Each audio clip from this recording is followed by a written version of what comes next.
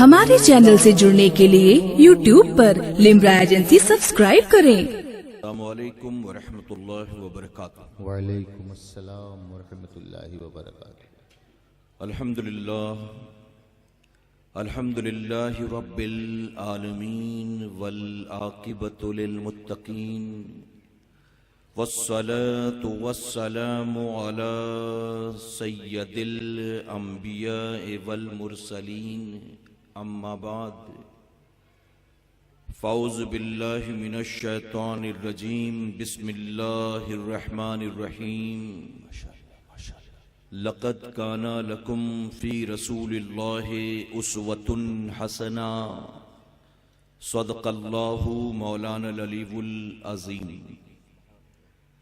بادہ توحید کے متوالو، شمع رسالت کے پروانوں، غوث و خواجہ اور رضا کے چاہنے والوں، آئیے سب سے پہلے ہم اور آپ نہایت ہی ادب اور احترام کے ساتھ اپنے اور ساری کائنات کے مرکز عقیدت جناب محمد الرسول اللہ صلی اللہ تعالی علیہ وسلم کی بارگاہ بے کس پناہ میں جس طرح سے میں آپ کو پڑھاؤں، میرے ساتھ مل کر پورا مجمع بآواز بلند ہدیہ غلامی درود و سلام کے انداز میں پیش کریں۔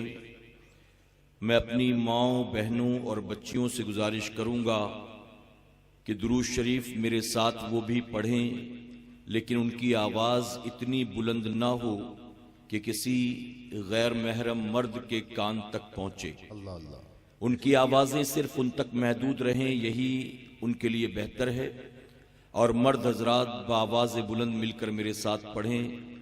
الصلاۃ والسلام علیک یا رسول اللہ، الصلاۃ والسلام علیک یا رسول اللہ، الصلاۃ والسلام علیک یا حبیب اللہ، الصلاۃ والسلام علیک یا حبیب اللہ، الصلاۃ والسلام علیک یا نبی اللہ، الصلاۃ والسلام علیک یا نبی اللہ، وعلی آلک وعلی آلک واصحابک واصحابک یا نور اللہ، یا نور اللہ، صلی اللہ تعالی اللہ تعالی علیہ وسلم۔ علیک وسلم۔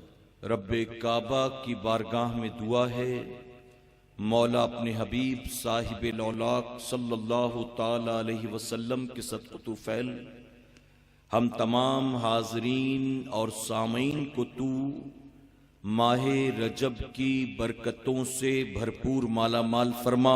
آمین۔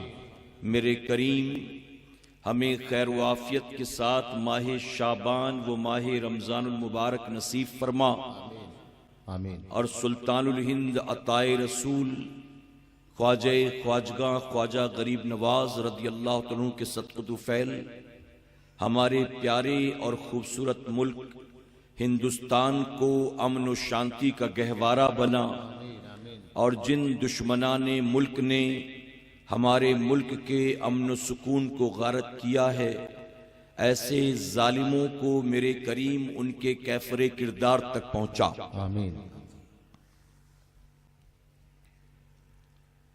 جا زندگی مدینے سے جھونکے ہوا کے لا، کیا بات ہے۔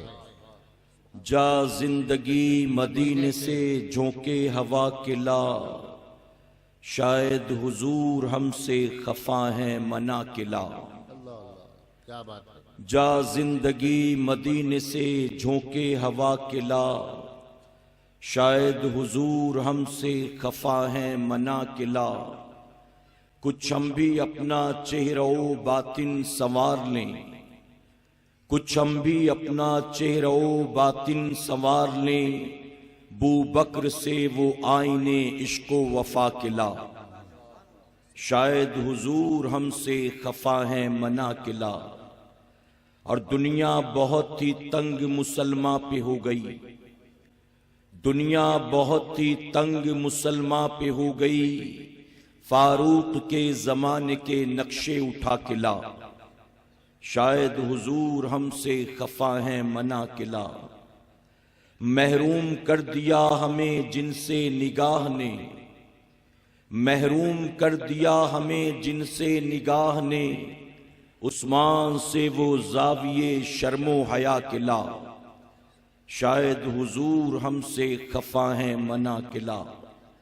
اور مغرب میں مارا مارا نہ پھر اے گدائے علم، مغرب میں مارا مارا نہ پھر اے گدائے علم، دروازے علی سے تو خیرات جا کے لا، شاید حضور ہم سے خفا ہیں منا کے لا۔ اور باطل سے دب رہی ہے پھر امت رسول کی، باطل سے دب رہی ہے پھر امت رسول کی، باطل سے دب رہی ہے پھر امت رسول کی، منظر ذرا حسین سے کچھ کربلا کے لا، منظر ذرا حسین سے کچھ کربلا کے لا، شاید حضور ہم سے خفا ہیں منا کے لا، شاید حضور ہم سے خفا ہیں منا کے لا۔ اور کسی کہنے والے نے بہت خوب کہا ہمارے اور آپ کے لیے، جو درس شہ بطحا نے دیا وہ درس پڑھانا بھول گئے، جو درس شہ بطحا نے دیا وہ درس پڑھانا بھول گئے، اوروں کو جگانا یاد رہا خود ہوش میں آنا بھول گئے۔ اللہ اللہ۔ میرے پیارے آقا علیہ الصلوۃ والتسلیم کے پیارے دیوانوں، اللہ رب العزت نے اپنے فضل و کرم سے اصلاح معاشرہ کانفرنس میں آپ کے سامنے کچھ سننے سنانے کا موقع اور توفیق عطا فرمایا ہے۔ اللہ رب العزت آج کی شب اس پاکیزہ محفل کے سجانے والوں کا سجانا اور ہمارا اور آپ کا دور دراز سے یہاں آنا قبول فرمائے، آمین آمین۔ میرے پیارے آقا علیہ الصلوۃ والتسلیم کے پیارے دیوانوں، مجھے اصلاحی گفتگو کا حکم دیا گیا ہے اور میں عام طور پر اصلاحی گفتگو ہی کیا کرتا ہوں۔ میری گزارش ہے آپ تمام حضرات سے کہ جسم کے ساتھ ذہن کو حاضر رکھ کر میری گفتگو کو شروع سے آخر تک آپ سماعت کریں، انشاءاللہ اللہ نے فضل و کرم فرمایا تو ضرور ہماری زندگیاں بدلیں گی۔ سب سے پہلے تو آپ یہ سمجھ لیں کہ اس طرح کی محفلیں جو ہمارے علماء نے منعقد کی یا بزرگان دین نے جو اس طرح کی محفلوں کا آغاز کیا، اس کا اصل مقصد کیا تھا؟ صوفیہ اولیاء جانتے تھے کہ ہر مسلمان مدرسے میں داخلہ لے کر دین کو نہیں سیکھ سکتا ہے۔ اس کی وجہ یہ ہے کہ ہر ایک کے اوپر مختلف طرح کی ذمہ داریاں ہیں، روزی روٹی کمانا ہے، کھیت باڑی ہے، دکانداری ہے، ماں باپ کی ذمہ داری کاندھے پر، بچوں کی ذمہ داری کاندھے پر، بھائی بہنوں کی ذمہ داری کاندھے پر۔ تو 8-10 سال تک مدرسے میں آ کر ہر مسلمان دین کو نہیں سیکھ سکتا ہے، تو ہمارے علماء نے یہ طے کیا کہ جب یہ مدرسے تک نہیں آ سکتے تو ہم مدرسے سے باہر نکل کر، مسجد سے باہر نکل کر، خانقاہ سے باہر نکل کر ہم چوک چوراہوں، گلی کوچوں، میدانوں میں اس طرح کی دینی محفلیں سجائیں گے اور وہاں مسلمانوں کو جمع کر کے ان کے ایمان و عقیدے کی حفاظت بھی کریں گے اور ان کو عمل صالح کی دعوت بھی دیں گے۔ لیکن میں معذرت کے ساتھ کہوں گا، جس مقصد کے تحت اس محفلوں کو علماء نے، بزرگان دین نے شروع کیا تھا، آج اس مقصد کو چھوڑ کر ہم کوسوں دور نکل چکے ہیں۔ آج ہمارے یہاں تقریروں کی، محفلوں کی، بیانات و جلسوں کی کوئی کمی نہیں ہے۔ ہر گاؤں میں ایک سالانہ جلسہ ہوتا ہے اور جس جلسے میں ہزاروں نہیں بلکہ لاکھوں کا خرچ بھی ہوتا ہے۔ لیکن میں آپ سے پوچھتا ہوں، دل پر ہاتھ رکھ کر جواب دیں، یہاں آنے پر جو نیکیاں ملتی ہیں، میں ان نیکیوں کا منکر نہیں ہوں، لیکن میرے پیارے آقا کے پیروانوں، ان محفلوں سے جو اصل حاصل ہونا چاہیے تھا، آج قوم وہ پیغام حاصل کرتی ہوئی نظر نہیں آ رہی ہے۔ صحیح بات۔ آنے والے یا تو بھیڑ بھاڑ دیکھنے کے لیے آتے ہیں، یا تو چہل پہل دیکھنے کے لیے آتے ہیں، یا ہمارا اچھا خاصا طبقہ ایسا ہے جو ایسی دینی محفلوں میں صرف کانوں کے چسکے کے لیے آتا ہے، کانوں کی لذت کے لیے، اور ایک مجاز بن چکا ہے ہمارے یہاں پر رات 10، 10:30، 11 بجے سے جب محفل شروع ہوتی ہے تو صبح فجر کی اذان تک محفل جاری و ساری رہتی ہے، لیکن المیہ یہ ہے رات بھر جلسے کریں اس بات کا دکھ نہیں ہے میرے بھائی، دکھ تو اس بات کا ہے ہماری دینی محفلوں میں آج جو آنے والوں کی اکثریت ہے وہ عشاء پڑھ کے آتی نہیں ہے اور گھر جانے کے بعد فجر میں اٹھتی نہیں ہے۔ کیا بتائیے ان محفلوں کا یہی مقصد تھا؟ یہ محفلیں اس لیے منعقد کی گئی تھی؟ نہیں، بالکل نہیں۔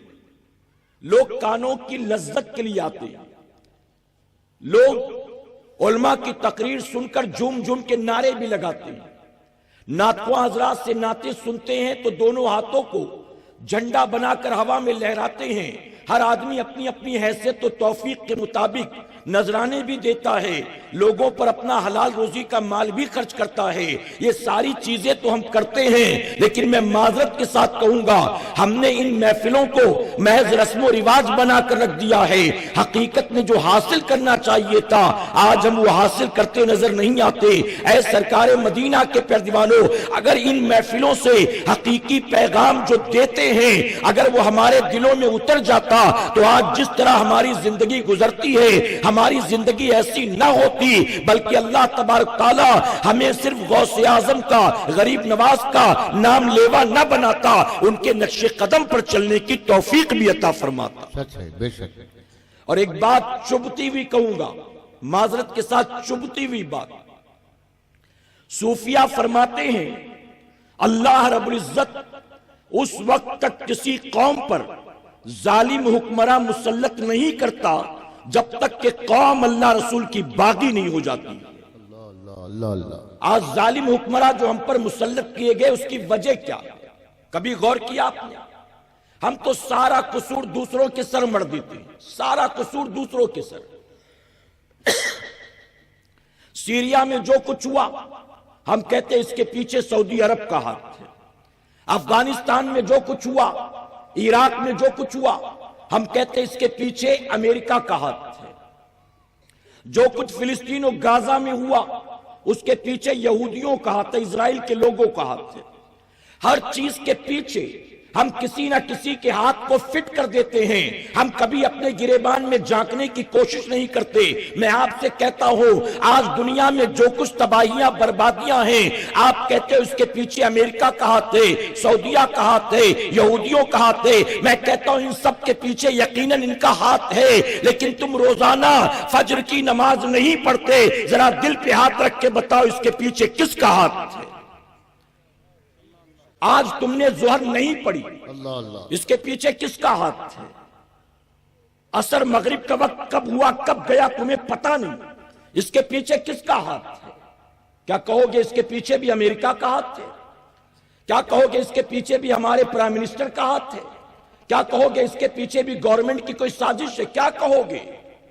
اور اگر دنیا میں یہ کہہ کر گزر بھی جاؤ تو جاؤ، قیامت میں جب رب تبارک تعالیٰ پکڑ کرے گا بندو اور فرمائے گا میں نے تجھے 60 سالہ زندگی دی تھی، میں نے تجھے 70 سالہ زندگی دی تھی، میں نے تجھے ہر طرح کی نعمت دی تھی، تیری بیوی بھی اچھی تھی، تیرے بچے بھی اچھے تھے، تو پیدا ہوا تو خالی ہاتھ ماں کی کوکھ سے پیدا ہوا، میں نے تجھے مکان بھی دیا، دکان بھی دیا، کھیت کھلیان بھی دیا، پہننے کو اچھے اچھے کپڑے دیے، کھانے کو اچھی اچھی غذائیں دی، میں نے تجھے انگنت نعمتیں عطا کی، لیکن بندے تو بتا 24 گھنٹے میں میں نے تجھ پر 5 وقت کی نماز کو بھی فرض کیا تھا، تو نے اپنی نمازیں ادا کی کہ نہیں کی؟ ایسے میں کیا کہو گے؟ اے اللہ میں پڑھنا تو چاہتا تھا لیکن میں نہیں پڑھ سکا کیونکہ امریکہ کا ہاتھ تھا، افریقہ کا ہاتھ تھا، برطانیہ کا ہاتھ تھا، گورنمنٹ کا ہاتھ تھا۔ آپ کیا کہہ کے اپنا پلہ جھاڑ سکو گے؟ آج ہم کہتے چلو نماز پڑھنے، کہتے ہو کیا کروں حضرت ناپاک ہو، امام صاحب کہتے چلو نماز پڑھنے، کہتے ہو ایسی جگہ کام کرتا ہوں جہاں کھڑے رہ کر پیشاب کرنا پڑتا ہے۔ آج ہمیں تو یہ بہانے کر کے ٹال جاتے ہو، لیکن کل قیامت میں جب رب ان نافرمانیوں کی وجہ سے آپ کی پکڑ کرے گا تو بتاؤ رب کی بارگاہ میں یہ بہانے چلیں گے؟ میرے پیارے آقا علیہ الصلوۃ والتسلیم کے پیروانوں، حضور اکرم صلی اللہ علیہ وسلم ارشاد فرماتے ہیں کل قیامت کے دن ہر بندے سے 5 سوال کیا جائے گا، اور جب تک وہ ان سوالوں کا جواب نہ دے لے اسے اپنی جگہ سے پیر اٹھانے کی بھی اجازت نہیں ملے گی۔ وہ 5 سوال کیا ہوں گے؟ حضور اکرم صلی اللہ علیہ وسلم فرماتے، رب فرمائے گا میں نے تجھے جو زندگی دی تھی بتا تو نے اس کو کہاں خرچ کیا تھا۔ اس کے بعد دوسرا سوال ہوگا میں نے تجھے جو جوانی دی تھی بتا تو نے اس کا کیا استعمال کیا۔ تیسرا سوال ہوگا تو نے مال کہاں سے کمایا تھا۔ چوتھا سوال ہوگا تو نے مال کو کہاں پر لگایا تھا۔ 5واں سوال ہوگا جو تو نے دنیا میں علم حاصل کیا تھا اس علم پر بتا تو نے کتنا عمل کیا۔ اے سرکار مدینہ کے پیروانوں، میں ہاتھ جوڑ کر کہوں گا میری بات کا برا مت ماننا، میں آپ کے یو پی میں، بہار میں، آسام میں، ویسٹ بنگال میں، اڑیسہ میں اکثر جلسوں میں آیا جایا کرتا ہوں۔ اتنا زیادہ اچھا تو مقرر نہیں، لیکن جہاں اصلاحی گفتگو کی ضرورت ہوتی ہے لوگ فقیر کو یاد کرتے ہیں، اور جانتے ہو جب میں وہاں پہنچتا ہوں پہنچنے کے بعد کمیٹی والوں سے ملاقات ہوتی ہے، انتظامیہ سے ملاقات ہوتی ہے، تو فخر کے ساتھ کہتے ہیں حضرت یہ ہمارا 28واں جلسہ ہے، کوئی کہتا ہے حضرت ہمارا یہ 15واں جلسہ ہے، کوئی کہتا ہے حضرت ہمارے جلسے کو 56 سال ہو چکے ہیں، ہمارے دادا نے شروع کیا تھا، پھر ابا زندگی بھر کرتے رہے، اس کے بعد آج ہم کر رہے ہیں۔ جب کمیٹی والے ہم سے یہ کہتے ہیں اور ساتھ ہی گناتے ہیں کون سا ہماری جماعت کا عالم ہے جو ہمارے جلسے میں نہیں آیا، پھر بڑے بڑے نام علماء اکرام کے گناتے ہیں، فلاں بھی آ چکے، فلاں بھی آ چکے، فلاں بھی آ چکے، فلاں بھی آ چکے، اس طرح سے اپنے جلسے کے بارے میں تعریف پر تعریف، تعریف پر تعریف کرتے ہیں، اور پھر جانتے ہو جب وہ خاموش ہوتے ہیں تو میں ان سے صرف ایک بات کہتا ہوں میرے بھائی برا مت ماننا، اگر میں کچھ کہوں تو ناراض تو نہیں ہوگے؟ کہتے نہیں نہیں حضرت کہیے نا کیا بات ہے۔ میں کہتا ہوں 15 سال سے آپ کے گاؤں میں جلسہ ہو رہا ہے، 18 سال سے آپ کے گاؤں میں جلسہ ہو رہا ہے، 25 سال سے آپ کے گاؤں میں جلسہ ہو رہا ہے، اگر ایک جلسے میں آپ نے 1 لاکھ بھی خرچ کیا ہوگا تو آپ نے 25 لاکھ روپے قوم کے خرچ کر دیے، لیکن میں معذرت کے ساتھ کہوں گا 25 لاکھ روپے آپ نے جلسے منعقد کرنے میں خرچ تو کر دیے، لیکن آنے والی عوام سے کیا توقع کی جائے؟ مجھے تو کمیٹی والے بھی آج بھی داڑھی مونڈے نظر آ رہے ہیں۔ اللہ اللہ اللہ 25 سال سے جلسہ کیا، تو نے کیا حاصل کیا؟ قوم کے پیسے کو تو نے اپنی واہ واہی کے لیے خرچ کیا، اپنے نام و نمود کے لیے خرچ کیا۔ اللہ اللہ ہمارے گاؤں کا جلسہ اتنا شاندار، اتنا شاندار، تعریف کرتے زبان نہیں تھکتی، لیکن بڑے بڑے علماء کو بلا کر تو نے تقریریں تو سنی، تیری اپنی زندگی میں کیا تبدیلی آئی؟ اور میں ذمہ داری کے ساتھ کہوں گا جو جلسے منعقد کرتے ہیں جب ان کی زندگیوں میں کوئی تبدیلی نہیں آتی تو جو عام عوام آ کر سنتی ہے بھلا اسے کیا حاصل ہوتا ہوگا؟ کیا یہ میری ذمہ داری نہیں کہ میں سب سے پہلے اپنی اصلاح کی کوشش کروں؟ کیا یہ میری ذمہ داری نہیں علماء کو بلا کر انہیں ٹاپک بھی ہم ہی دیتے ہیں، حضرت یہ بھی بولنا، حضرت یہ بھی، حضرت تھوڑا داڑھی پر بھی بول دینا، اور یہ کون کہہ رہا ہوتا جس کے خود کے داڑھی نہیں ہوتی؟ حضرت تھوڑا نماز پہ بھی بول دینا، اس سے پوچھو تو کتنی پڑھتا ہے، تو کتنی پڑھتا ہے؟ یہ حال ہے ہمارا اور آپ کا میرے بھائی، تکلیف ہوتی ہے۔ اور میں تو کہتا ہوں میں تقریر نہیں کرتا، میں تو امت کا درد لوگوں کے سامنے بیان کرتا ہوں۔ آج جو میری قوم کی پوزیشن ہے نا، آج بدتمیزی ہماری پہچان ہے، بے حیائی ہماری پہچان ہے، بے غیرتی ہماری پہچان ہے۔ ایک مسلمان دوسرے مسلمان کو کماتا کھاتا دیکھ نہیں پاتا ہے۔ میری بیٹی اتنی خوبصورت پارلر میں جاتی ہے، آئی برو بنواتی ہے، لیکن میری بیٹی کو رشتہ نہیں آ رہا، اور اس کی بیٹی 8ویں 9ویں پڑھی، اس کی شادی بھی ہو گئی۔ میرا بیٹا MBA کی ڈگری لے کے گھوم رہا ہے، نوکری نہیں مل رہی۔ اس کا بیٹا 10th پاس ہے، اس کو نوکری کیسے مل گئی؟ اے سرکار مدینہ کے پیروانوں، ایک میسج کچھ دن پہلے وائرل ہوتا تھا، ممکن ہے کہ آپ تک بھی پہنچا ہوگا، اور وہ آج کے دور کی حقیقت ہے۔ جانتے ہو میسج میں کیا لکھا تھا؟ لکھا تھا آج دنیا میں بہت سے لوگ اپنے دکھ کی وجہ سے دکھی نہیں ہیں، اوروں کا سکھ دیکھ کے دکھی ہیں، اور یہ ہمارا حال ہے، بے شک ہمارا حال ہے۔ کسی کا کچا مکان تب پکا بنانے لگا تو پیٹ میں ایٹھن میرے، مجھے کیا تکلیف، مجھ سے قرضہ مانگا نہیں، پرمیشن مانگا نہیں، میری زمین پر قبضہ کیا، مجھے کیا پرابلم ہے؟ بلکہ مسلمانوں، میرے آقا کی تعلیم تو یہ ہے، اگر تم اپنے کسی مومن بھائی کو ترقی کرتا دیکھو، آگے بڑھتا دیکھو، کھاتا کماتا دیکھو، خوشحال زندگی گزارتا دیکھو، اگر تم اپنے کسی مومن بھائی کو اطمینان و سکون کی زندگی گزارتا دیکھو، حسد مت کیا کرو، بلکہ دعا کیا کرو اس کے وسیلے سے، اے اللہ تیرے خزانے میں کوئی کمی نہیں ہے، جیسے تو نے میرے بھائی کو دیا ہے ایسے ہی میرے کریم مجھے بھی عطا فرما۔ ہائے ہائے ہائے سبحان اللہ۔ لیکن مینٹیلٹی بدل چکی ہے، ذہنیت بدل چکی ہے۔ ہائے دنیا، ہائے دنیا، ہائے پیسہ، ہائے پیسہ، صبح سے شام تک 2 دنی 4 کے چکر میں، 4 دنی 8 کے چکر میں، 8 دنی 16 کے چکر میں، بس اسی میں لگے پڑے ہوتے ہیں۔ اے سرکار مدینہ کے پیردوانوں، شروع سے آخر تک جتنے بیٹھے ہیں یا میری بہنیں جو میری تقریر کو سن رہی ہیں، میں معذرت کے ساتھ کہوں گا میری باتیں تھوڑی چبھتی ہوتی ہیں، لیکن آج کے دور کی حقیقت تو ضرورت یہی ہے۔ میں معذرت کے ساتھ کہوں گا، آپ کسی گھر میں جائیں، مسلمان کا گھر، آپ پوچھیں گھر کے اندر کتنے افراد ہیں، کہیں گے مرد عورت سب ملا جلا کے ہم 18 آدمی رہتے ہیں، مرد عورت ملا جلا کے 13 آدمی رہتے ہیں۔ اب آپ کہو کہ 13 لوگ جو گھر میں ہیں اس میں جو سب سے زیادہ عمر دراز ہو، مرد ہو یا عورت ہو، اس کو بلاؤ، سب سے عمر والے کو بلاؤ، اور بلانے کے بعد کہو بابا اس گھر کے سب سے بڑے بزرگ آپ ہیں، آپ مجھے ذرا 5 کلمہ پڑھ کے سنائیے۔ اللہ اللہ اللہ۔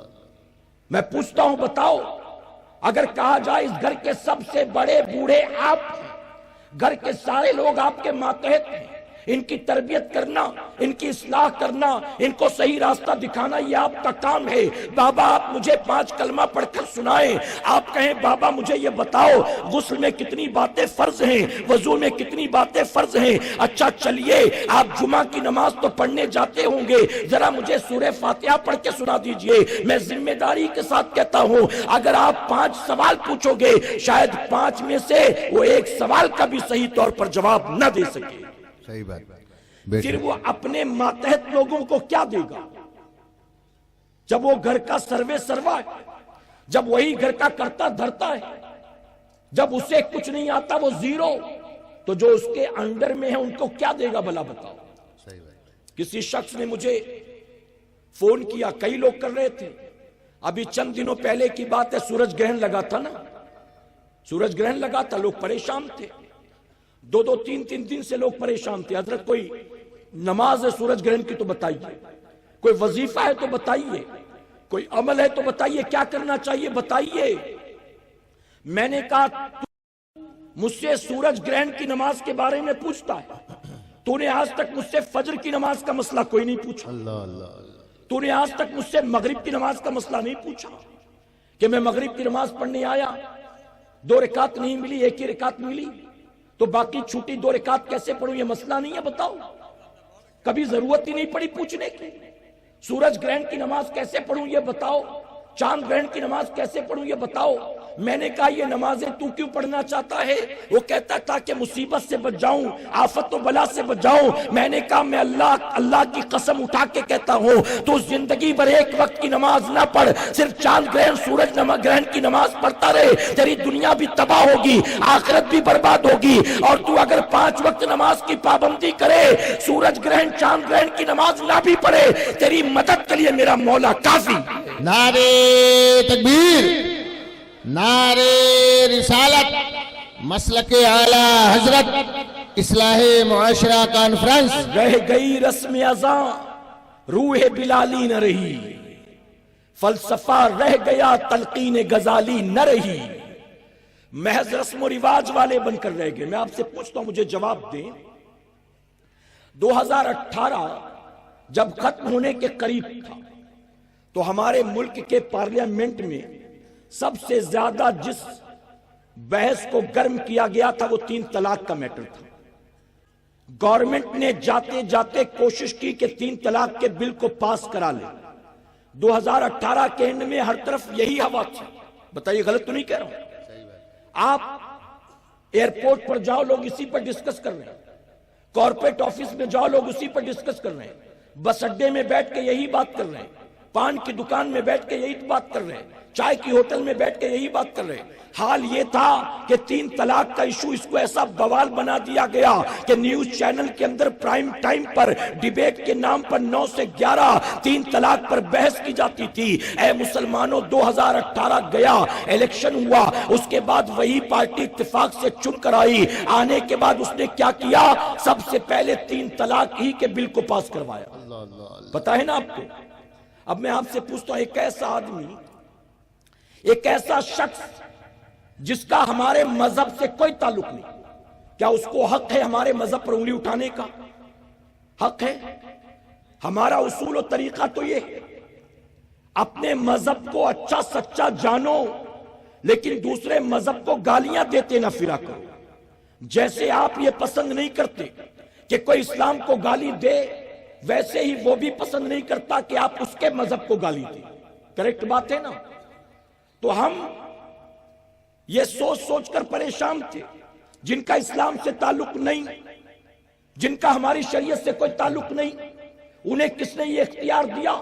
ہماری شریعت پر بحث کرنے کا ان کو حق کس نے دیا ہے؟ یہ دنیا دار لوگ ہیں، یہ دنیا کے جتنے قانون بنائیں اور بنا کر توڑے مروڑے ان کو اختیار ہے، لیکن جو قانون اللہ اور اس کے رسول نے ہم کو عطا کر دیا اس میں چوں چرا کرنے کا انہیں اختیار نہیں ہے۔ جب کسی وقت کا بڑا سے بڑا مفتی وہ اس کو بدل نہیں سکتا، ایک آدمی جس کا اسلام سے تعلق نہ ہو، آخر اس کو کس نے یہ اختیار دیا ہے ہماری شریعت پر وہ انگلی اٹھائے؟ لیکن ہم خاموش رہے، ہم نے کچھ نہیں کہا، ہم ریاکٹ نہیں کر سکے، ہم کچھ نہیں کہے، خاموش رہے۔ لیکن بتاؤ تکلیف ہوتی تھی کہ نہیں ہوتی تھی؟ ان کو کس نے حق دیا شریعت پر انگلی اٹھانے کا؟ ان کو کس نے حق دیا قرآن پر انگلی اٹھانے کا؟ ان کو کس نے حق دیا اللہ کے حکم پر انگلی اٹھانے کا؟ اے مسلمانوں، میں آپ سے پوچھتا ہوں، جب دنیا کا وہ انسان جس کا اسلام سے کوئی تعلق نہیں ہے ہماری شریعت پر انگلی اٹھائے، ہمارے دل کو تکلیف ہوتی ہے، لیکن جب صبح سے لے کر رات تک ہم خود اپنی شریعت کو اٹھا کر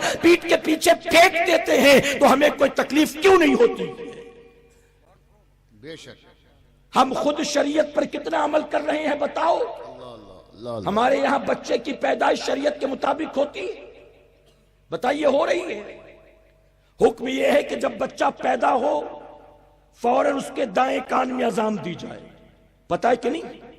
آپ کے یہاں بھی یہی ہوتا ہوگا، لیکن کتنے باپ ہیں یہاں جو بیٹھے ہیں، خود بتائیں کتنے باپ ہیں جنہوں نے خود اپنے بچوں کے کان میں اذان دی بچے کی ولادت کے بعد؟ کتنے باپ ہیں؟ فلمی گانے اس کو یاد ہے، ڈائلاگ اس کو یاد ہے، کون سی ہیروئن کا ہسبینڈ کون ہے اس کو معلوم ہے، کس کا افیئر کس کے ساتھ چل رہا ہے معلوم ہے، 3 گھنٹے کی پوری فلم کی سٹوری معلوم ہے، فلم ریلیز ہونے سے پہلے گانا موبائل میں آ گیا اور اس کو گانا بھی یاد ہے، اس کو یہ دنیا کی ساری چیزیں جو آخرت کو تباہ برباد کرنے والی ہیں سب کچھ یاد ہے، لیکن اپنے ہی بچے کے کان میں اذان دے، اس کو اذان کے چند کلمات یاد نہیں۔ اذان میں کتنے کلمے ہوتے معلوم؟ بہت اچھا۔ اذان میں 100 کلمہ ہوتا ہے، 150 200 کتنا ہوتا ہے؟ اذان میں 15 کلمات ہوتے ہیں اور وہ بھی ریپیٹ، اللہ اکبر اللہ اکبر اللہ اکبر اللہ اکبر، یہی ہے نا؟ بہت مشکل ہے، کبھی سنا نہیں ہے؟ اذان میں ظہر سے لے کر عشاء تک 15 کلمات، فجر میں 17۔ ذرا سوچو، پیدا ہوئے مسلمان ماں کی کوکھ سے، محلہ مسلمانوں کا، گھرانہ مسلمانوں کا، خاندان مسلمانوں کا، آبادی مسلمانوں کی، گھر کے بغل میں مسجد بھی ہے، اذان کی آواز بچپن سے سنتے چلے آ رہے ہیں، مسجد میں جا کر نماز بھی جمعہ کی پڑھتے ہیں، لیکن اس کے باوجود ہماری شادی ہو گئی، ہم 20 22 23 سال کے ہو گئے، بچہ ہو گیا، ہم باپ بن کر مٹھائیاں بانٹتے ہیں، مبارکباد لوٹتے ہیں، لیکن اس لائق نہیں ہے کہ اپنے ہی بچے کے کان میں اذان دے سکے۔ اللہ اللہ اللہ اللہ، سچ ہے، حق ہے۔ میں ایک اسپتال میں پہنچا کسی مریض کو دیکھنے، ابھی ہاسپٹل کے دروازے پر انٹر ہوا تھا کہ ایک شخص مجھے دیکھ کر خوشی خوشی آیا اور آ کر کہتا ہے حضرت اللہ کا کرم ہے کہ آپ آ گئے، میں نہ جانتا نہ پہچانتا۔ میں نے کہا یہ اتنا کیوں خوش ہو رہا ہے؟ میں نے کہا بھیا کیا ہو گیا، تم کون ہے؟ میں نہیں جانتا، معافی چاہتا ہوں۔ اس نے کہا دراصل حضرت میرے بیٹا ہوا ہے اور 3 دن ہو گئے کوئی اذان دینے والا نہیں مل رہا۔ آج آپ آگے، اللہ کا شکر ہے۔ میں صبح سے منا رہا تھا کیونکہ آج ڈاکٹر نے ڈسچارج لکھ دیا تھا، آج ڈاکٹر نے ڈسچارج لکھا تھا، بیوی کو لے جانا تھا، تو سوچا اذان دے کر لے جاؤں تو اچھا ہو، لیکن کوئی مل ہی نہیں رہا تھا۔ آج اللہ نے آپ کو بھیج دیا۔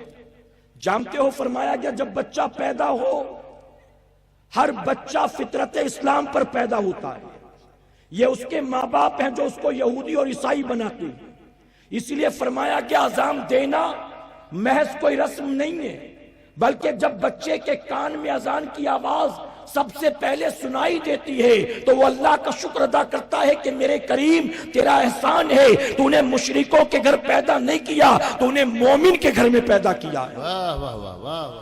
اب وہ باپ جو اذان دینے کے لائق نہیں، بچہ 3 دن سے کنفیوژن میں پڑا، پتہ نہیں کس کے گھر پیدا ہو گیا ہو، اس درمیان نہ جانے کتنی کتنی ناپاک آوازیں کان میں آئی ہوں گی۔ اگر اسپتال کے باہر سے کوئی بارات جا رہی ہوگی تو ڈھول کی آواز پہلے سنا ہے، طبلے کی آواز، ڈی جے کی آواز پہلے سن لیا۔ اگر کیش کاؤنٹر پر کسی کا بل کو لے کر جھگڑا ہو رہا ہوگا تو گالی گلوچ پہلے سن لیا ہوگا۔ 3 دن ہو گئے اذان کی آواز نہیں سنی بچے نے۔ اب فرمایا گیا جو آواز سب سے پہلے بچے کے کان سے ٹکراتی ہے اس آواز کا بچے کی پوری زندگی پر اثر ہوتا ہے۔ جو بچے کے منہ میں پہلی گٹی ڈالی جاتی ہے اس گٹی کا بچے پر اثر ہوتا ہے۔ جس بچہ جس کو آنکھ کھول کر سب سے پہلے دیکھتا ہے اس کا بچے پر اثر ہوتا ہے۔ اب سوچو 3 دن تک ارے ظالم باپ کیسے بننا ہے یہ تجھے پتا ہے، لیکن اپنی اولاد کے کان میں اذان کیسے دینا ہے تجھے یہ پتا نہیں ہے۔ ایک بزرگ، ایک شخص 68 سال کا ہو گیا، اپنے جوان بیٹے کی تعریف کرتے نہیں تھکتا تھا۔ اس کا بیٹا بہت بڑا ڈاکٹر تھا، سب طرف تعریف کرتے کرتے زبان نہیں تھکتی تھی، میرا بیٹا اتنا بڑا ڈاکٹر، جس مریض کو سب جواب دے دیتے اس کا علاج میرا بیٹا کرتا ہے، جس کا آپریشن کوئی نہیں کرتا اس کا آپریشن میرا بیٹا کرتا ہے۔ میرے بیٹے کے پاس امریکہ کی بھی ڈگری ہے، میرے بیٹے کی بڑی بڑی اسپتالوں میں بڑی ڈیمانڈ ہے، اس کو بلایا جاتا ہے، ایک آپریشن کا اتنا پیسہ دیا جاتا، تعریف کرتے تھکتا نہیں تھا۔ لیکن 68 سال کا وہی بوڑھا باپ جب مرا، جنازہ تیار کر کے سامنے رکھا گیا، صفیں لگا دی گئی، صف میں سب سے آگے وہ ڈاکٹر بیٹا کھڑا تھا۔ امام صاحب آئے، ڈاکٹر سے اجازت لی، اجازت ہو تو نماز پڑھائی جائے۔ ڈاکٹر بیٹے نے اجازت دی۔ اس سے پہلے کہ امام صاحب نماز شروع کرتے ڈاکٹر نے جیب سے رومال نکالا، اس کو آگے بچھایا، بغل میں کھڑے انجینئر دوست نے کہا یہ کیا کر رہا ہے؟ تو کہتا ہے سامنے کوئی چٹائی نہیں ہے نا، یہاں کوئی مصلی نہیں ہے، ابھی سجدہ کریں گے تو دھول مٹی لگ جائے گی، اس لیے میں نے اس کو بچھایا، کچھ غلط کیا کیا؟ اے مسلمانوں مسکرانے کی بات نہیں، رونے کی بات ہے، ذرا سوچو۔ ارے اس باپ نے اپنے بیٹے کو ڈاکٹر بنانے کے لیے کتنے جتن کیے ہوں گے، کتنے شوق مارے ہوں گے، کتنا پیٹ کاٹا ہوگا، کتنا قرضہ اٹھایا ہوگا، کیا کچھ نہ جانے بیچا ہوگا، اپنے بیٹے کو اتنا بڑا سرجن بنا گیا۔ اینجیوپلاسٹی کیسے کرنا معلوم ہے، بائی پاس کیسے کرنا معلوم ہے، اوپن ہارٹ کیسے کرنا معلوم ہے، یہ سب کچھ تو سکھا گیا، لیکن مرتے مر گیا ظالم، اپنے بیٹے کو یہ نہ سکھا سکا کہ نماز جنازہ میں سجدہ نہیں ہوتا۔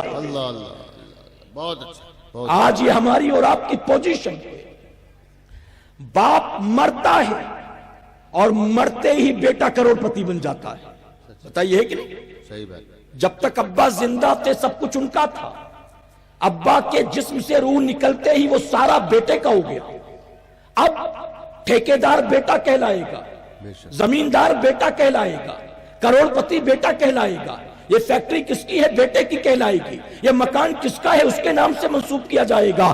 باپ مرتے ہی اپنے بیٹے کو چٹکیوں میں کروڑ پتی بنا گیا، لیکن باپ مرنے کے بعد بھی بیٹے کو مرتے مرتے اس لائق نہیں بنا پاتا کہ وہی بیٹا جو چند لمحوں میں کروڑ پتی بن گیا اپنے باپ کی قرآن خوانی میں قرآن کا ایک پارہ لے کر وہ بھی بیٹھ کر تلاوت کر سکے۔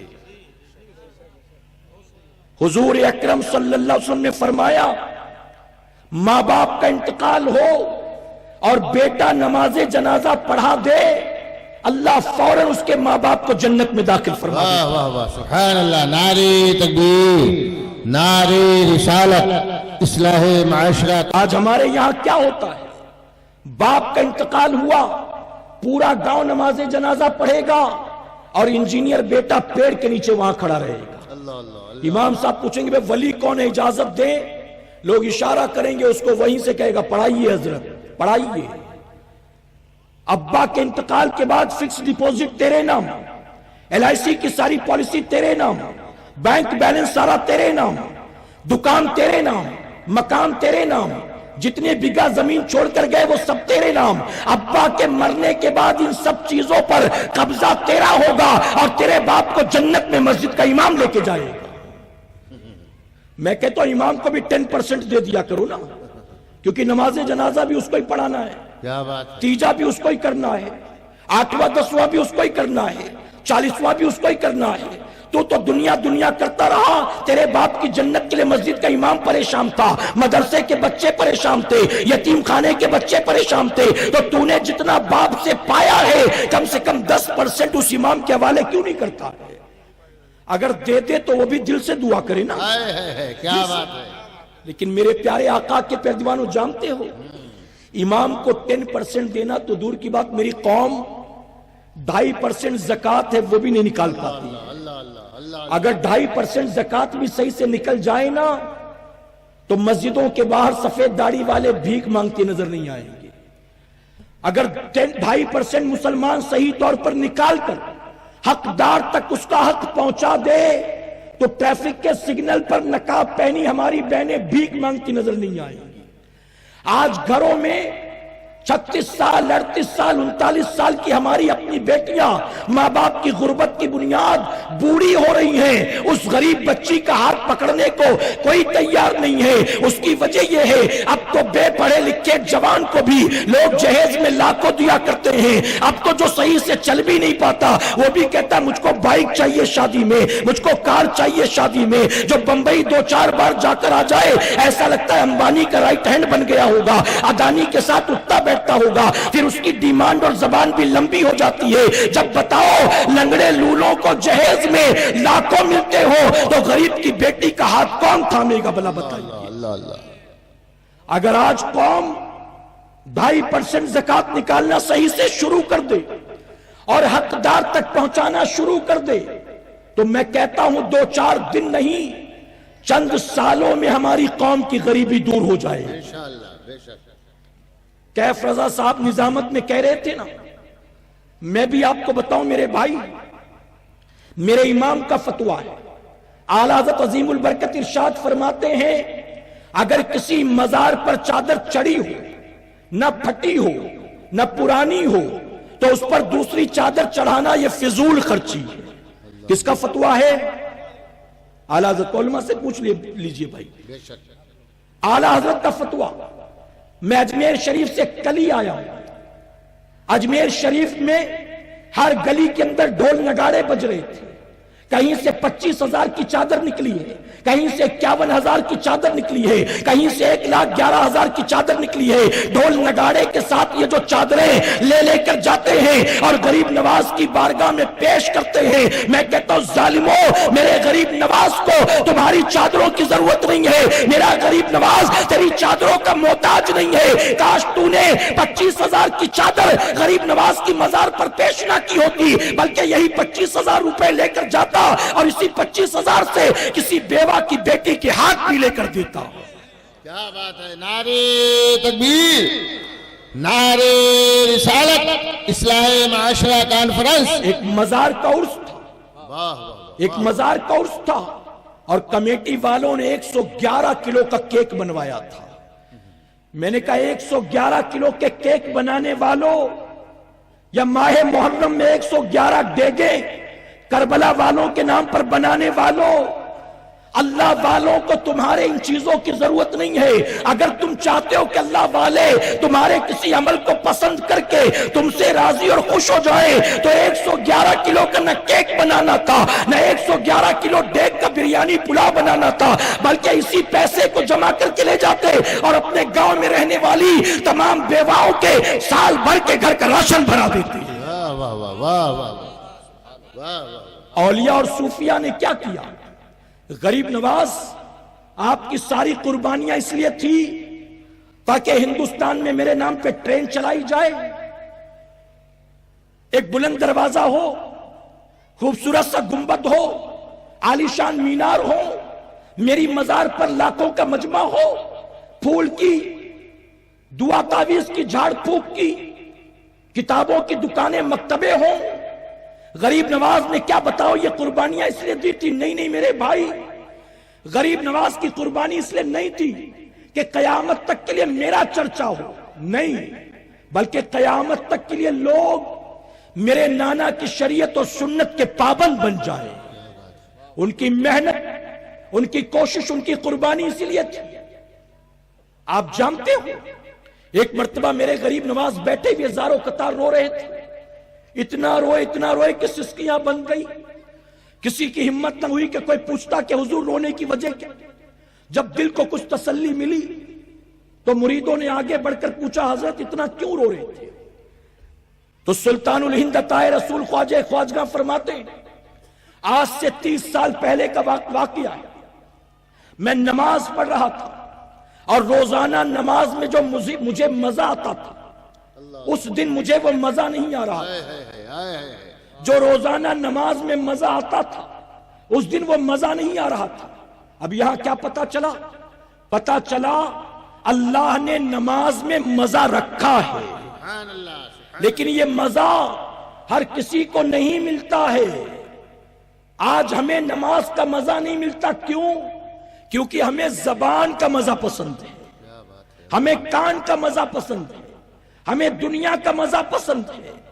مسلمانوں، اللہ نماز کا مزہ اسی کو دیتا ہے جو دنیاوی لذت کو اپنے رب کے لیے قربان کر دیتا ہے۔ یا تو زبان کا مزہ ملے گا یا تو نماز کا مزہ ملے گا، دونوں مزہ نہیں مل سکتا ہے۔ غریب نواز فرماتے مجھے مزہ نہیں آ رہا تھا، میں بیٹھا نماز کے بعد غور کرنے کہ مجھ سے غلطی کیا ہو گئی۔ بہت دیر تک جب غور و فکر کیا تو پتا چلا آج دوران وضو جلد بازی میں مجھ سے انگلیوں کا خلال رہ گیا، انگلی میں خلال کرنا بھول گیا جلدی کی وجہ سے۔ علماء موجود ہیں، ان سے پوچھیں وضو میں انگلی کا خلال کرنا فرض ہے، واجب ہے، سنت ہے، کیا ہے؟ یہ جواب دیں گے سنت ہے۔ کیا ہے؟ آپ بتاؤ کیا ہے؟ انگلی کا خلال کرنا کیا ہے؟ سنت۔ اب دوسرا سوال پوچھو، حضرت اگر وضو میں سنت رہ جائے تو وضو ہوگا کہ نہیں؟ وہ کہیں گے ہو جائے گا۔ نماز ہوگی کہ نہیں؟ کہیں گے ہو جائے گی۔ عادت بنا لینا یہ گناہ ہے، لیکن کبھی رہ جائے تو کوئی مسئلہ نہیں، نماز اور وضو ہو جاتا ہے۔ غریب نواز فرماتے ہیں کہ مجھے احساس ہوا غلطی کا، مجھ سے حضور کی سنت جلد بازی میں رہ گئی۔ فوراً دل میں خیال آیا اگر قیامت کے دن میرے آقا صلی اللہ علیہ وسلم نے میرا گریبان پکڑ لیا، اے معین الدین ہم نے تجھے ہند کی طرف بھیجا تھا، ہم نے تجھے ہند کا راجہ بنایا تھا، ہم نے وہاں بھیجا تھا لوگوں کو صراط مستقیم پر چلانے کے لیے، ہم نے وہاں بھیجا تھا لوگوں کو شریعت و سنت کا پابند بنانے کے لیے، لیکن ہند میں جا کر تو نے کیا کیا؟ تو نے خود میری سنت کو چھوڑ دیا، تو میں اپنے آقا کو کیا جواب دوں گا؟ 30 سال ہوا اور آج کا دن ہے، جب بھی مجھے غلطی کا احساس ہوتا ہے میں رونے لگتا ہوں کہ میرے آقا کو میرے حال پر رحم آ جائے اور میرے آقا مجھ کو معاف کر دے۔ آپ سوچو ذرا، ایک سنت غلطی سے رہ جائے تو غریب نواز 30 سال تک روتے ہیں۔ اور اے مسلمانوں، کتنے مسلمان ایسے ہیں جو چھٹی منانے اجمیر آتے ہیں اور اجمیر میں آ کر ہی روزانہ اپنے چہرے سے نبی کی سنت کو نکال کر اجمیر کی نالی میں پھینک کر چلے جاتے ہیں۔ جانتے ہیں جب 7ویں شب مغرب میں نے وہاں تقریر کی اکبری مسجد میں، تو میں نے اکبری مسجد میں دوران تقریر یہی کہا تھا کہ یہاں آنے والے مجھے 2 طرح کے لوگ نظر آ رہے ہیں۔ غریب نواز کی چھٹی منانے کے لیے جو آئے اس میں 2 طرح کے لوگ ہیں۔ ایک تو ایسے لوگ جو اپنے گھروں میں رہتے تھے تو نماز نہیں پڑھتے تھے، لیکن یہاں آئے ہیں تو یہاں نماز پڑھ رہے ہیں۔ لیکن دوسرے وہ لوگ ہیں جو وہاں بھی بے نمازی تھے اور یہاں آنے کے بعد بھی بے نمازی ہیں۔ ذرا سوچو، ایک سنت غریب نواز سے رہ جائے تو 30 سال تک گریو زاری کرتے ہیں، اور میری قوم کا وہ نوجوان جو روزانہ داڑھی کو نکالتا ہے، جو گالیاں دیتا ہے، جو فلمیں دیکھتا ہے، ارے جو صرف سنت نہیں بلکہ دن رات شریعت کے خلاف کام کرتا ہے، ذرا سوچو اس کا مرنے کے بعد کیا بننا ہے۔ اے سرکار مدینہ کے پردیوانوں، اللہ رب العزت نے اپنے نبی یوشع علیہ السلام سے فرمایا، یوشع ان قریب ہم تیری امت پر اپنا عذاب نازل کریں گے۔ یوشع علیہ السلام کانپ گئے۔ اللہ کا عذاب جانتے ہو کیا ہوتا ہے؟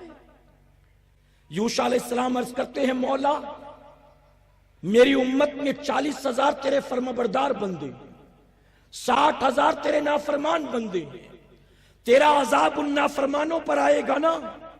رب نے فرمایا، نہیں یوشع، میرا عذاب صرف 60,000 نافرمانوں پر نہیں بلکہ تیری ساری امت پر آئے گا۔ عرض کرتے مولا 60,000 نافرمان وہ حقدار ہے تیرے عذاب کے، مستحق ہیں، لیکن وہ 40,000 وہ تو نیک ہیں، میری بھی اطاعت کرتے تیری بھی اطاعت کرتے، پھر ان کو یہ سزا کیوں؟ ان کا قصور کیا ہے؟ تو رب فرماتا ہے کہ یوشع یقیناً 60,000 نافرمان، 40,000 فرمانبردار، لیکن ان 40 پر عذاب کیوں آئے گا جانتا ہے؟ وہ 60,000 لوگ جن سے ان کے گناہوں کی وجہ سے میں بیزار ہوں، یہ 40,000 نیکیاں کر کے بھی ان گناہوں سے بیزاری کا اظہار نہیں کرتے، یہ نافرمانی تو نہیں کرتے لیکن نافرمانوں سے دوستیاں کرتے ہیں، ان کے ساتھ کھاتے پیتے ہیں، ان کے ساتھ اٹھتے بیٹھتے ہیں، ان کے ساتھ رشتہ داریاں کرتے ہیں، ان کے یہاں شادی بیاہ میں جایا کرتے ہیں۔ تو جن سے گناہوں کی وجہ سے میں بیزار ہوں، یہ نیکیاں کر کے بھی ان سے گلتے ملتے ہیں اور بیزاری کا اظہار نہیں کرتے۔ اس لیے یوشع میرا عذاب آئے گا تو صرف نافرمانوں پر نہیں بلکہ تیری ساری امت پر میرا عذاب آئے گا۔ آج بتاؤ گیہوں کے ساتھ گھن بھی پس رہا ہے کہ نہیں پس رہا ہے؟ جو داڑھی منڈے ہیں وہ تو قصوروار تھے، جو داڑھی والے ہیں ان کا قصور کیا ہے؟ جو نمازی ہیں ان کا قصور کیا ہے؟ جو مسجد کا امام ہے اس کا قصور کیا ہے؟ لیکن جب مصیبت آئی ہے تو صرف گناہگاروں پر نہیں، سب کے سب مارے جا رہے ہیں۔ اے مسلمانوں، جس آبادی میں مسجد کے آس پاس 500 مسلمانوں کی بستی ہو، جس آبادی میں مسجد کے آس پاس 500 مسلمانوں کے گھر ہوں اور نماز فجر میں 50 آدمی بھی مسجد میں نہ آتے جاتے ہوں، تو اس آبادی کو تباہی بربادی سے کوئی طاقت بچا نہیں سکتی۔ آج ہم تباہی بربادی کے راستے پر جو چل پڑے، وجہ کیا ہے؟ یہ سب ہماری اپنی بدعمالیوں کا نتیجہ ہے۔ ہم نے جو بویا تھا آج وہی کاٹ رہے ہیں۔ جانتے ہو میں ایک علاقے میں گیا تھا، حیدرآباد کا ایک علاقہ، تقریباً ایئرپورٹ سے پونا گھنٹے یا سوا گھنٹے دوری پر۔ 12ویں شریف کے پروگرام میں انہوں نے مجھے بلایا تھا، ایک فنکشن ہال کے اندر پروگرام تھا۔ پروگرام کے بعد میں نے بات چیت کی لوگوں سے، تو انہوں نے کیا کہا معلوم ہے؟ کتنی غیرت کی بات تھی۔ انہوں نے کہا حضرت پہلے یہ جو آبادی ہے نا ہمارے یہاں 22 مسجدیں، 22 یہ 22 کی 22 مسجدیں کل تک سنیوں کی تھی۔ یہ 22 کی 22 مسجد والے 11ویں بھی مناتے تھے، 12ویں بھی مناتے تھے، جلسے بھی کرتے تھے، محرم بھی مناتے تھے، یہ سب کچھ کرتے تھے، لیکن ہماری دین سے دوری کا نتیجہ یہ ہے ہم محض چند دنوں چند راتوں کے مسلمان تھے۔ ہم ان دنوں ان راتوں کا انتظار کرتے تھے جب یہ تاریخیں آتی تھی، ہم یہ سب کچھ کرتے تھے، ہم نماز کی پابندی نہیں کرتے تھے، اور نتیجہ یہ ہوا اپنے خون پسینے کی کمائی سے جن مسجدوں کو ہمارے پردادا دادا نے بنایا تھا، آج ان 22 میں سے 21 مسجدیں ہمارے ہاتھ سے جا چکی ہیں، ایک مسجد رہ گئی ہے، ایک مسجد۔ اور جو کمیٹی والے تھے نا، ان کے حالات دیکھ کر لگ رہا تھا 2-3 سال میں یہ مسجد بھی ہاتھ سے نکل جائے گی، کیونکہ وہ خود اظہار تو کرتے تھے درد کا، لیکن وہ خود بھی نمازی نظر نہیں آ رہے تھے، نمازی نظر نہیں آ رہے تھے۔ اسی لیے شاعر مشرق ڈاکٹر اقبال نے کہا تھا، مسجد تو بنا لی شب بھر میں ایمان کی حرارت والوں نے، مسجدیں ہمارے گاؤں میں بھی 1.25 کروڑ 1.5 کروڑ 2 کروڑ کی بنتی ہیں. مسجدیں لاکھوں روپے خرچ کر کے بنائی جاتی ہیں. کوئی کہتا ہے کارپیٹ بمبئی سے آیا ہے, کوئی کہتا ہے جھومر جالندھر سے لے کر آئے ہیں, کوئی کہتا ہے فلاں چیز دلی کی ہے, یہ نل جو سارے لگے کلکتہ سے لے کر آئے تھے. یوں بیان تو کرتے ہیں. ڈاکٹر اقبال نے کہا مسجد تو بنا لی شب بھر میں, ایمان کی حرارت والوں نے, من برسوں پرانا پاپی تھا, مر کر بھی نمازی ہو نہ سکا. میں کہا 1.5 کروڑ روپیہ تو نے صرف جمعہ کے لیے خرچہ کیا, یہ 3 منزلہ عمارت تو نے کھڑی کی ہے صرف جمعہ کی 2 رکعت کے لیے. اتنی محنت. میرے پیارے آقا کے پیارے دیوانوں, میں بامبے جیسے شہر میں رہتا ہوں. ایک آدمی 2.5 کروڑ کا فلیٹ خریدتا ہے, 2.5 کروڑ کا, اور پھر اپنے فلیٹ میں 1 کروڑ 10 لاکھ کا انٹیریئر کرواتا ہے. آپ سوچیں 2.5 کروڑ کا فلیٹ, 1 کروڑ 10 لاکھ روپے کا انٹیریئر, ٹوائلٹ کے ٹائلز الگ, باتھ روم کے ٹائلز الگ, بچوں کے روم کا ڈیکوریشن الگ, اپنے بیڈ روم کا انٹیریئر بالکل الگ, بیڈ روم کا طریقہ الگ, ڈرائنگ روم کا طریقہ الگ, یہاں کا فرنیچر ایسا, وہاں کا فرنیچر ایسا. ارے کئی لوگ تو ایسے ہیں جنہیں اللہ نے دولت سے نوازا ہے, اپنے گھر کے ٹیوب لائٹ اور بلب خریدنے کے لیے وہ کبھی دبئی جاتے ہیں, کبھی چائنا جاتے ہیں, اور وہاں سے صرف اپنے گھر کے ٹیوب لائٹ اور بلب لے کر آتے ہیں. میں کہتا ہوں مسلمانوں, اپنی ذات و اپنے مکان پر تو نے کروڑوں خرچ کر دیا, یہ مکان تجھے قبر میں کام آئے گا, یہ مکان تجھے حشر میں کام آئے گا, یہ مکان تجھے محشر میں کام آئے گا. اس مکان پر جس پر تو نے اپنی زندگی بھر کی کمائی لگا دی, یہ تیرے کیا کام آنا ہے؟ اللہ کا گھر انتظار میں ہے, اور اللہ کے گھر میں کوئی آ کر سجدہ کرنے والا نہیں. مسجد کا امام مؤذن اور گاؤں کے چند بوڑھوں کے سوا, جانتے ہو آپ کے یہاں کا ماحول کیا ہے؟ برا مت ماننا میرے بھائی, فجر تک جلسے چلتے ہیں.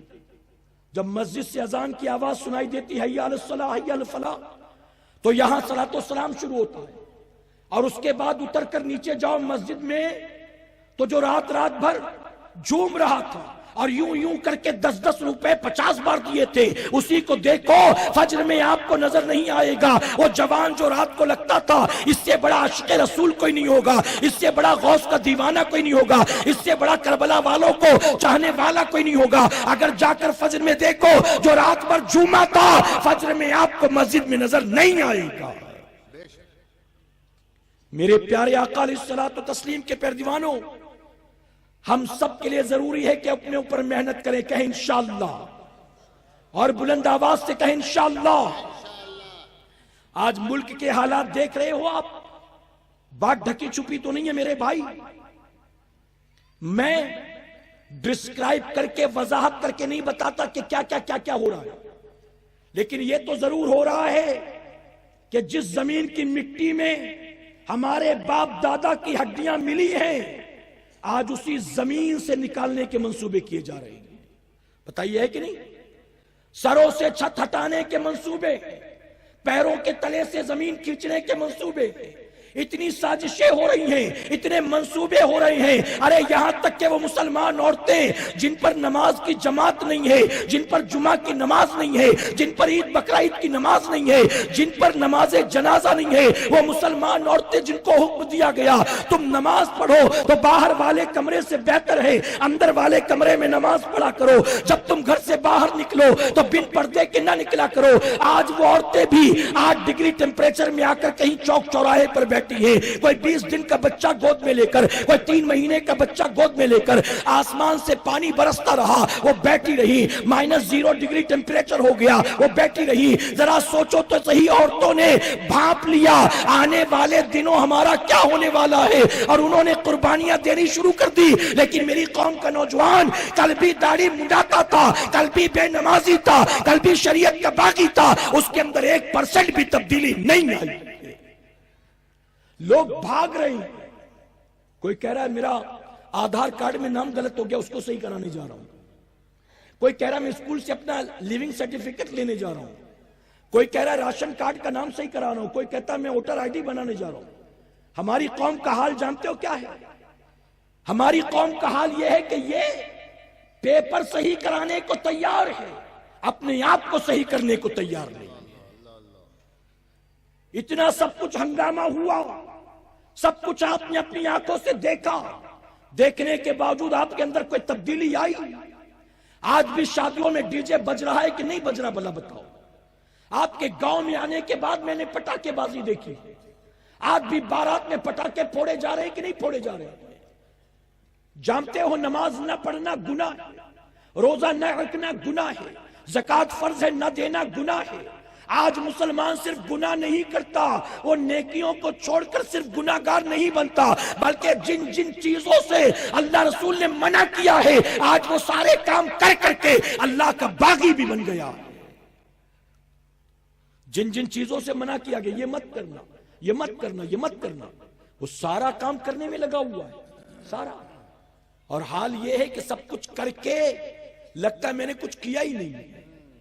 جھوٹ بولنا حرام ہے کہ نہیں؟ بتاؤ، حرام ہے کہ نہیں؟ سب جانتے، کہہ رہے ہیں ہاں، لیکن بولتے ہو کہ نہیں بولتے؟ بھلا بتاؤ، بولتے ہو نا؟ صبح سے شام تک کتنا سچ بولتے ہو، کتنا جھوٹ بولتے ہو؟ آپ خود بہتر جانتے ہو نا۔ جب پتا ہے کہ یہ کام حرام ہے، اچھا شادی میں ڈی جے بجانا جائز ہے؟ جائز ہے، پھر بج رہا ہے کہ نہیں بج رہا؟ بتاؤ۔ اور کس کی شادی میں بج رہا ہے؟ مسلمان کی شادی میں بج رہا ہے۔ آج ہم سے لوگ آ کر کہتے حضرت ہم تو پھنس گئے، ہمیں نہیں پتا تھا لڑکے والے ایسے نکلیں گے، پہلے تو لگتا تھا بہت اچھے لوگ ہیں، نیک لوگ ہیں۔ ابھی میری بیٹی کے ہاتھ کی مہندی کا رنگ پھیکا نہیں ہوا، شوہر 2 بار ہاتھ اٹھا چکا ہے، اس کی ساس بھی دھمکی دیتی ہے، اس کا سسر بھی کہتا ہے گھر سے نکال دوں گا۔ ہم تو پھنس گئے حضرت شادی کر کے، آپ ہماری بیٹی کے لیے دعا کریں۔ میں کہتا ہوں اس ماں سے تیری بیٹی کے ساتھ جو کچھ ہوتا ہے اس میں قصور سسرال والوں کا نہیں ہے، اس میں قصور سارا تیرا ہے۔ ارے نکاح میرے نبی کی سنت ہے، لیکن جب نکاح کے موقع پر تو نے سینکڑوں کام شریعت کے خلاف کیے ہیں تو تیری بیٹی وہاں جا کر راج کیسے کرے گی؟ بنا بتا۔ جب شادی میں تو اللہ رسول کی نافرمانی کرے گا، یہاں ڈی جے بجیں گے، بیٹی جائے گی جوتے کھائے گی، بتاؤ ہے کہ نہیں؟ کاش کتنا اچھا ہوتا۔ جانتے ایک مولانا صاحب، ان کے بیٹے کا نکاح تھا، بارات تیار ہو گئی، سب تیار تھے، دولہا بھی تیار ہو کر آیا سیرا پہن کے۔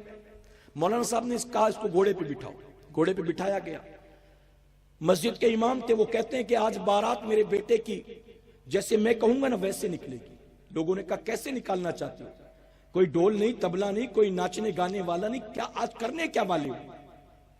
مولانا صاحب نے کہا میں آگے آگے چلوں گا، میں کہوں گا لا الہ الا اللہ، تم سب کہنا محمد الرسول اللہ۔ میرے بیٹے کی بارات کلمے کے سائے میں نکلے گی، میرے بیٹے کی بارات درود و سلام کے سائے میں نکلے گی، میرے بیٹے کی بارات نبی کی نعتوں کے سائے میں نکلے گی۔ بیٹا بیٹھا ہے دولہا بنا ہوا، مجمع کلمہ پڑھتا ہوا جا رہا ہے لے کر بیٹے کو۔ عورتوں نے جب کلمے کی آواز سنی تو گھروں کی چھت پر آ گئی کہ شاید کسی کا انتقال ہو گیا ہے، میت جا رہی ہوگی۔ جب آئی نکل کر تو جنازہ نظر نہیں آیا، دولہا نظر آ رہا تھا۔ حیران نیچے اتر آئی، آگے بڑھ کر پوچھا یہ دولہا کون ہے؟ کون ہے بلا؟ ہم نے تو کبھی ایسی بارات دیکھی نہیں۔ لوگوں نے کہا امام صاحب کے بیٹے کی بارات ہے۔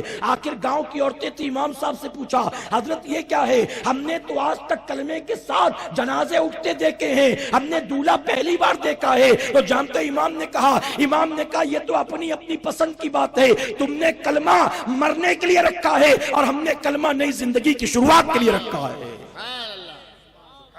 نعرے تکبیر، نعرے رسالت، اصلاح معاشرہ کانفرنس۔ اچھا ہمارے یہاں دیکھیں حکم یہ تھا کہ جب جنازہ نکلے نا تو خاموشی کے ساتھ جایا کرو۔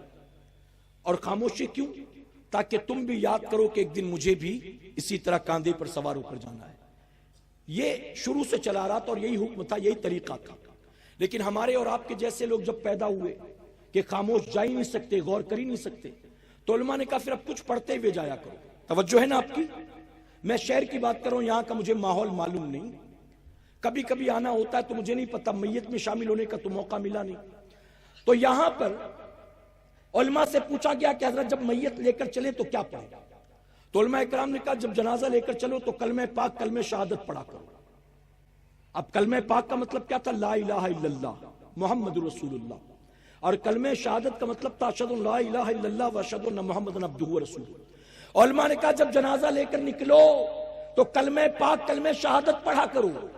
تو قوم دین سے کتنا دور ہے، پڑھنا کیا تھا وہ نہیں پڑھا، جب نکلتے تو کہتے کلمہ پاک کلمہ شہادت، کلمہ پاک کلمہ شہادت۔ ارے ظالم، یہ نہیں پڑھنا تھا، بلکہ کلمہ پاک جو ہے وہ کلمہ پڑھنا تھا تجھے۔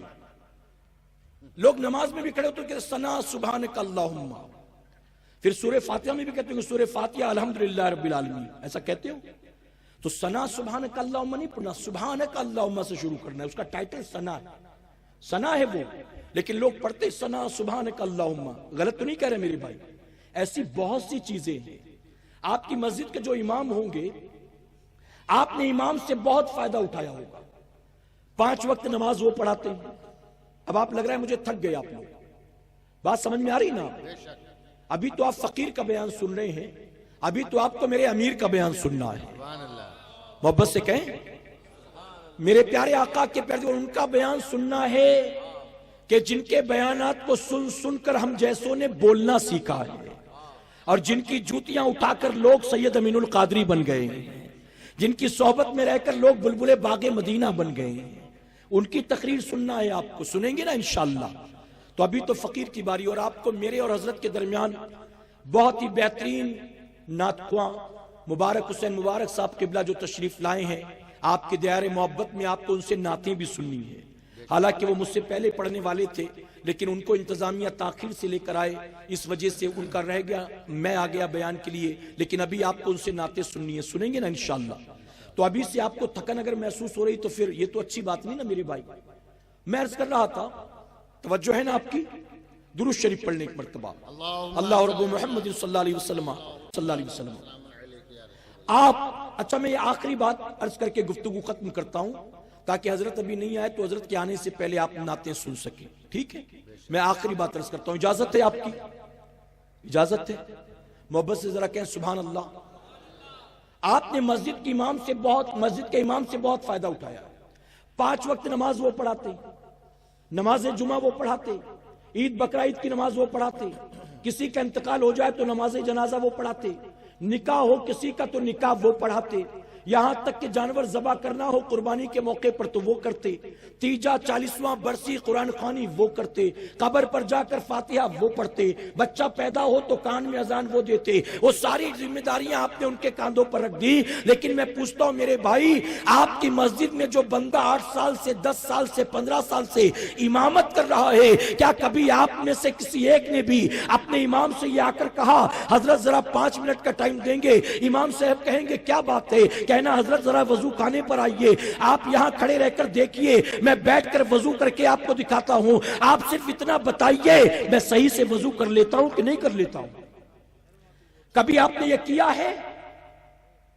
کبھی آپ یہ امام سے کہتے حضرت آج مجھے ذرا 15 منٹ کا ٹائم دیجیے، آپ یہاں بیٹھیے، میں 2 رکعت نماز آپ کو پڑھ کے دکھاتا ہوں، میرا رکوع صحیح ہے کہ نہیں آپ بتائیے، میرا سجدہ صحیح ہے کہ نہیں آپ بتائیے۔ بتائیے آپ نے کبھی ایک کوشش کی ہے، کبھی اپنے علماء سے یہ فائدہ اٹھانے کی کوشش کی، کبھی آپ نے اپنے امام سے کہا حضرت میں عشاء کے بعد آپ کے پاس آدھا گھنٹے آؤں گا، آپ 2 3 4 دن جتنا بھی لگے میرا سورہ فاتحہ صحیح کروا دیجیے، کیونکہ ہر نماز میں مجھے اس کی ضرورت پڑتی ہے۔ کبھی آپ نے کیا میرے بھائی؟ کب کرو گے؟ کب کرو گے؟ ابھی جمعہ کو میرا پروگرام تھا ویسٹ بنگال میں، یہ مبارک حسین مبارک صاحب بھی وہاں پر موجود تھے، وہاں پر میں نے دیکھا اکثریت جو تھی وہ بوڑھوں کی تھی۔ میں نے اپنی تقریر کے درمیان کہا کہ بابا برا مت ماننا، اگر میں آپ میں سے 5 آدمی کو کھڑا کروں اور کھڑا کر کے کہوں کہ ذرا سورہ فاتحہ سنا دو، قبر میں کب جاؤ گے آپ کو پتہ نہیں، موت کا فرشتہ کب سرہانے آ کر کھڑا ہوگا خبر نہیں، روزانہ کتنے لوگ، یہ میرے رب کا احسان ہے، ہم رات سوتے ہیں تو صبح اٹھنے کی وہ مہلت دیتا ہے، ورنہ اسی دھرتی پر کئی ایسے بھی لوگ ہیں رات سوتے ہیں اور صبح اٹھنے کی انہیں مہلت نہیں ملتی۔ اگر ہم کل بھی اٹھ گئے تھے، آج بھی اٹھ گئے ہیں، اللہ کا کتنا احسان ہے، کل اٹھیں گے اس کی کوئی گارنٹی نہیں ہے، اس لیے جب تک زندہ ہو کتنا ہی بہتر ہے کہ اپنے رب کو راضی کرنے کی کوشش کر لو، اپنے دین کو سیکھنے کی کوشش کر لو، کہیں انشاءاللہ، اپنے رشتے کو دین سے مضبوط کرو، کہیں انشاءاللہ۔ اور میں جاتے جاتے کہوں گا میرے بھائی، 5 وقت نماز کی پابندی کرو، نماز میں غفلت، نماز میں کاہلی، نماز میں سستی، نماز میں ٹال مٹول، نماز میں بہانے بازی آپ کو دونوں جہاں میں تباہ برباد کر کے رکھ دے گی۔ اور اگر آپ یہ کہو میں نماز نہیں پڑھوں گا، امام صاحب پڑھیں گے، میں ان سے دعا کرواؤں گا، تو سن لو، آپ بھی سن لو، میری مائیں بہنیں اور بچیاں بھی سن لے۔ حضور اکرم صلی اللہ علیہ وسلم فرماتے ہیں نمازی کی دعاؤں میں بے نمازیوں کا کوئی حصہ نہیں ہوتا ہے۔ آپ نماز نہیں پڑھتے، آپ لاکھ نمازیوں سے دعائیں کروا لو، ان کی دعاؤں میں آپ کا کوئی حصہ نہیں۔ اور میں اپنی بہنوں سے کہوں گا، ہر چھوٹی موٹی تکلیف کو لے کر کسی نہ کسی بابا کے پاس جانے والیوں، دعا تعویذ جھاڑ پھونک میں اپنی پریشانی مصیبت کا نجات تلاش کرنے والیوں، تم نماز نہیں پڑھتی اور فجر کے بعد جا کر کسی بزرگ کی مزار پر بیٹھ جاتی ہو، یاد رکھنا یہ ایک دن، دو دن، تین دن نہیں، پوری زندگی کرتی رہو۔ اگر تم نماز کی پابندی نہیں کرتی ہو، تم پریشان قلبی تھی، تم پریشان قلبی رہو گی، تمہیں پریشانی سے نجات نہیں ملنے والی ہے۔ اگر تم چاہتی ہو اللہ تمہیں پریشانی سے نجات دے، اگر تم چاہتی ہو اللہ تمہارے شوہر کے دل میں محبت پیدا کرے، اگر تم چاہتی ہو اللہ تمہاری بیٹی کے لیے غیب سے بہتر رشتے کا انتظام کرے، اگر تم چاہتی ہو اللہ تمہارے بیٹے کو دنیا میں کامیاب بنا دے، تو میں ذمہ داری کے ساتھ کہتا ہوں جب مسجدوں سے حی علی الصلاح، حی علی الفلاح کی آوازیں گونجے، مزار کی طرف مت دوڑنا، بلکہ وضو کر کے مصلی بچھانا، اپنی پیشانی کو زمین پر جھکانا، یہاں تو سجدہ کرے گی وہاں اللہ تیرے شوہر کی روزی میں اپنی برکت کا نزول فرمائے گا۔ تم رہتی ہو گاؤں میں، شوہر رہتا ہے کلکتہ میں، تم رہتی ہو گاؤں میں، بیٹا رہتا ہے بمبئی میں، سجدے تم یہاں کرو گی، اللہ برکت وہاں عطا فرمائے گا۔ میرے آقا صلی اللہ علیہ وسلم فرماتے اللہ اس گھر کو ہرا بھرا رکھ، اس گھر کو ہرا بھرا رکھ، اس گھر کو ہرا بھرا رکھ، جس گھر میں رات کے اندھیرے میں اٹھ کر تیرا بندہ تیرا سجدہ کرتا ہے، اس کے بعد اپنی بیوی کو تیرے سجدے کے لیے جگایا کرتا ہے۔ آگے آقا فرماتے اللہ اس گھر کو ہرا بھرا رکھ، اس گھر کو ہرا بھرا رکھ، اس گھر کو ہرا بھرا رکھ، جس گھر میں رات کے اندھیرے میں اٹھ کر تیری بندی تیرا سجدہ کرتی، اس کے بعد اپنے شوہر کو تیرے سجدے کے لیے جگایا کرتی ہے۔ میں کہتا ہوں جسے مصلی سے پیار ہے، جسے اللہ کے سجدوں سے پیار ہے، جسے نمازوں سے پیار ہے، وہ نماز کی پابندی کر کے دیکھے، دنیا تیرے لیے دعا نہیں بد دعا کرتی رہے۔ اگر تو سجدوں کی پابندی کرے گی اللہ تیرے گھر میں رحمت کے فرشتے اتارے گا۔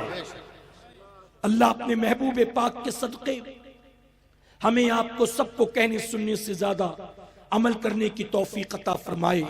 درمیان گفتگو مجھ سے جانے انجانے میں کسی طرح کی غلطی خامی رہ گئی، آپ سب کو گواہ بنا کر سچے دل سے توبہ کرتا ہوں۔